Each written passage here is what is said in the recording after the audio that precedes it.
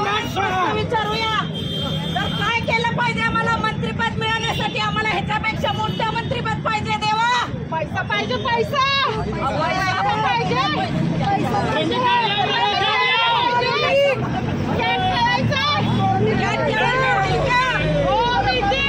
खेळून मिळतील का देवा मोठं मंत्री पालकमंत्री पद पाहिजे देवा रमी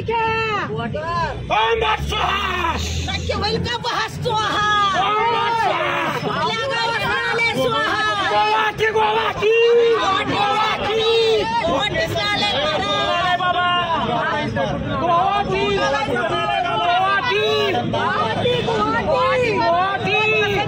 आमचा एकच डान्स बार चालू आहे आईच्या नावाने आम्हाला अजून 4 डान्स बार करायचे देवा काय होईल सांगा 50 खोके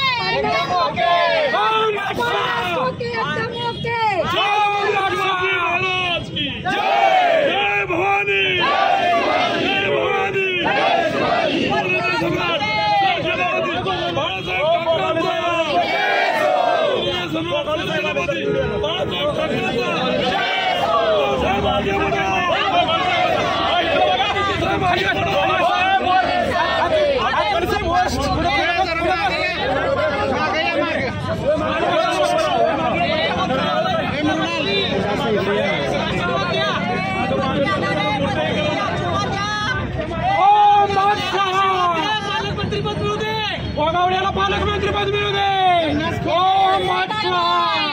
50 कोटी एकदम ओके कृषी मंत्री आले तू रमी खेळतोय तुला लाज वाटली पाहिजे रमी खेळताना गोगावड्याला पालकमंत्रीपद मिळू दे ओम भट स्वाहा बॉक्सिंग मध्ये गोल्ड मेडल भेटेल का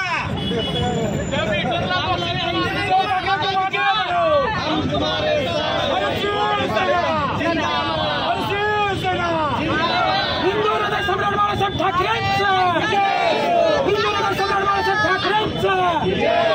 छत्रपती शिवाजी महाराज की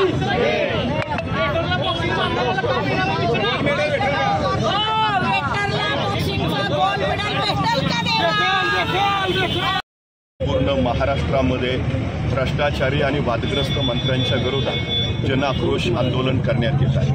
आज शिवसेना उद्धव बाळासाहेब ठाकरे पक्षाच्या वतीनं सातारा इथंही हे आंदोलन करण्यात आले। महाराष्ट्राला एक उज्ज्वल परंपरा आहे।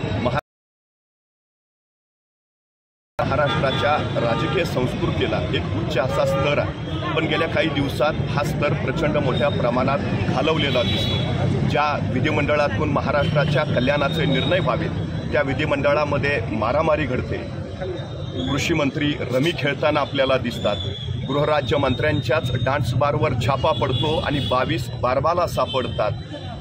एकीकडे काही मंत्री बन्यांवर बसून पैशाच्या बॅगा मोजताना दिसतात, तर कोणी ओम भट्ट स्वाहा करताना दिसतं। या सगळ्या गोष्टी खरं तर महाराष्ट्राच्या जनतेला शर्मेनं मान खाली लावायला लागणारे आहेत। या मंत्र्यांकडनं महाराष्ट्राच्या कल्याणाची अपेक्षा करायची. त्यांच्याकडून या गोष्टी जर समोर येत असतील तर खरा आज सगळ्यात मोठा प्रश्न पडलेला आहे. त्यामुळं विधिमंडळामध्ये शिवसेना पक्षाच्या वतीनं या संदर्भात सातत्यानं आवाज उठवला.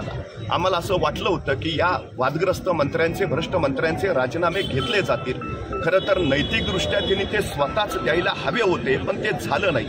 मुख्यमंत्री तरी त्यांचे राजीनामे घेतील असं वाटत होतं, पण त्यांनी ते घेतलं नाही. त्यामुळे संपूर्ण महाराष्ट्रातच एक संदेश जातोय की तुम्ही काहीही करा, चालतंय. आणि हीच गोष्ट महाराष्ट्राच्या दृष्टीनं अत्यंत घातक आहे. त्यामुळं आम्ही आग्रही मागणी करतोय की मुख्यमंत्र्यांनी या भ्रष्ट आणि वादग्रस्त मंत्र्यांचे त्वरित राजीनामे घ्यावेत. जोपर्यंत हे राजीनामे होत नाहीत तोपर्यंत शिवसेना या पद्धतीचं आंदोलन करतच राहील. शिवसेना